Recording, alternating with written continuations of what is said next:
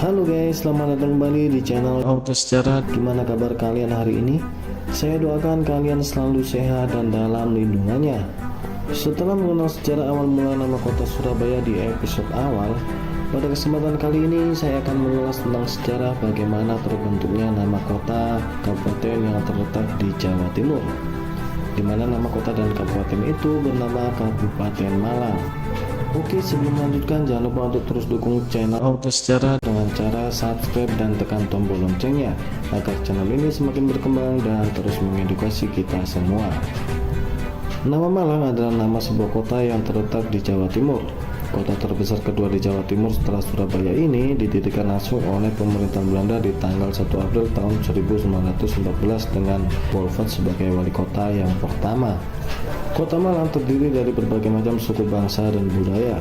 Penduduk kota Malang mencapai kurang lebih 895.000 jiwa dan data itu dihimpun di tahun 2017. Dengan suku mayoritas Jawa lalu diikuti dengan suku Madura, jika dilihat kota Malang termasuk ke dalam kawasan kebudayaan Arek. Lalu untuk data BPS ke seluruh Kabupaten Malang, penduduk Malang kurang lebih berjumlah sekitar 2.654.000 jiwa.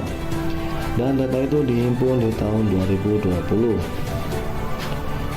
Kabupaten Malang sendiri berbatasan langsung dengan kota Malang yang berada tepat di tengah Kabupaten Jombang, Kabupaten Pasuruan, dan kota Batu di utara. Sebagian besar wilayah di Kabupaten Malang merupakan pegunungan yang berhawa sejuk, sehingga Kabupaten Malang dikenal sebagai raja wisata di Jawa Timur. Hingga akhirnya Kabupaten Malang merupakan bagian dari wilayah kesatuan yang dikenal dengan sebutan Malang Raya. Oke, masih pada etimologi sejarah, asal-usul nama Malang sampai sekarang masih diperdebatkan oleh para ahli sejarah. Nama Malang sendiri pertama kali muncul di prasasti Pomotong atau Ukir Negara di tahun 1121. Prasasti itu ditemukan oleh seorang administrator perkebunan di Bantaran Tinggi pada tanggal 11 Januari di tahun 1975. Nama Malang di sini merujuk pada sebuah daerah di timur Gunung Kawi, meskipun telah diketahui bahwa penggunaan nama Malang setidaknya telah ada sejak abad ke-12 Masehi. Hipotesis pertama merujuk pada nama sebuah bangunan suci bernama Malang Kutsworo. Bangunan suci tersebut disebut dalam dua prasasti Raja Balitung dari Mataram kuno, yakni prasasti Mantasih di tahun 907 Masehi. Para ahli masih belum bisa memperoleh kesepakatan di mana bangunan tersebut berada. Di satu sisi ada sejumlah ahli yang menyebutkan bahwa bangunan Mangkusuworo terletak di daerah Gunung Buring, yaitu berada tepat di sebelah timur kota Malang. Di daerah tersebut disebut sebuah desa bernama Malang Suka, yang menurut para ahli berasal dari kata Malang Kuca. Pendapat ini diperkuat oleh keberadaan peninggalan-peninggalan kuno di sekitar Tumpang seperti Candi Jago, Candi Kidal yang merupakan wilayah kerajaan Singosari. Lalu hipotesis kedua merujuk pada sebuah kisah penyerangan pasukan Kesultanan Mataram di Malang di tahun 1614 yang dipimpin oleh Tumenggung Alap-Alap. Menurut cerita layak terdapat sebuah percakapan antara Tumenggung Alap-Alap dengan salah satu pembantunya mengenai kondisi wilayah Malang sebelum penyerangan dimulai. Pembantu dari Tumenggung Alap-Alap tersebut menyebut warga dan prajurit daerah tersebut sebagai penduduk yang menghalang-halangi, yang diartikan dalam bahasa Jawa berarti Malang. Munculnya kerajaan Kanjuruhan oleh para ahli sejarah dipandang sebagai tonggak awal pertumbuhan pusat pemerintahan hingga sampai saat ini setelah 12 abad berselang dan berkembanglah menjadi kota Malang. Oleh karena itu kerajaan tersebut dianggap sebagai cikal bakal kota ini. Pada masa penjajahan kolonial Hindia Belanda, tepatnya pada tanggal 1 April di tahun 1914, daerah Malang dijadikan wilayah Gemeente. Seperti halnya kebanyakan kota-kota lain di Indonesia, kota Malang modern tumbuh dan berkembang setelah hadirnya administrasi dari kolonial Hindia Belanda.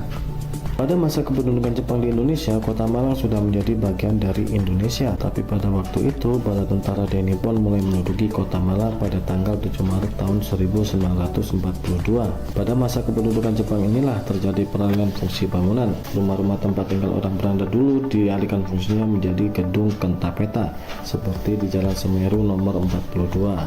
Sebagai daerah yang berjaya sejak zaman dahulu, kota Malang sudah mengalami beberapa kali pergantian pemerintah. Pada abad ke-8 Masehi, Malang menjadi ibu kota kerajaan Kanjuruhan dengan rajanya, yaitu Raja Gajayana.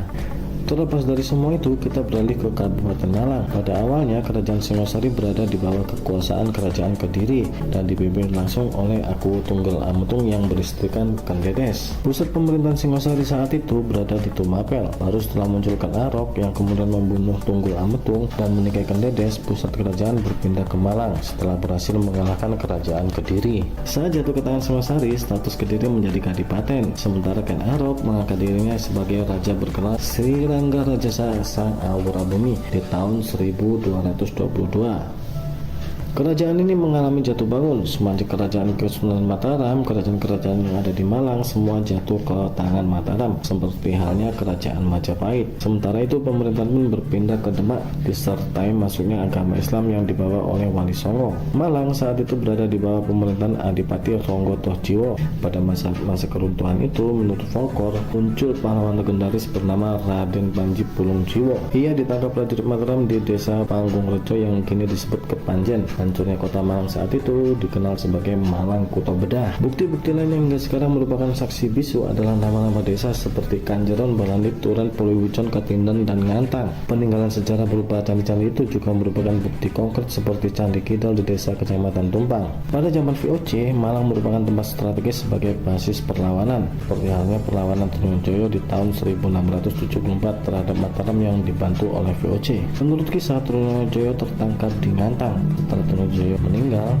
Malang kembali menjadi basis perlawanan terhadap VOC pada tahun 1768. Penguasa Malang saat itu yaitu Adipati Mayakusuma. Penguasa itu mempertahankan Malang dari serbuan VOC bersama pangeran asal Mataram bernama Prabu Jaka. Setelah berperang cukup lama, Malang akhirnya jatuh ke tangan VOC. Prabu Jaka dibuang ke Loreo, sementara Mayakusuma berhasil meloloskan diri dan bersembunyi di pegunungan Tengger. Di awal abad ke-19, ketika pemerintahan Hindia Belanda dipimpin oleh Gubernur Jenderal, Malang dipimpin oleh seorang bupati. Bupati Malang pertama adalah Raden Tumenggung Notodiningrat I yang diangkat oleh pemerintah Hindia Belanda berdasarkan resolusi Gubernur Jenderal tanggal 9 Mei tahun 1820 nomor 814 tahun 1816 nomor 16. Kabupaten Malang merupakan wilayah yang strategis pada masa pemerintahan kerajaan. Di bukti lain seperti beberapa prasasti ditemukan menunjukkan beberapa daerah ini sudah ada sejak abad ke-9. Prasasti itu menyebutkan peresmian tempat suci pada hari Jumat Legi tanggal 1 Magasirsa 682 Saka yang bila diperhitungkan berdasarkan kalender itu jatuh pada tanggal 28 November tahun 760. Mangkane yo lewong Jawa ngarani Jumat Legi iku Jumat Keramat.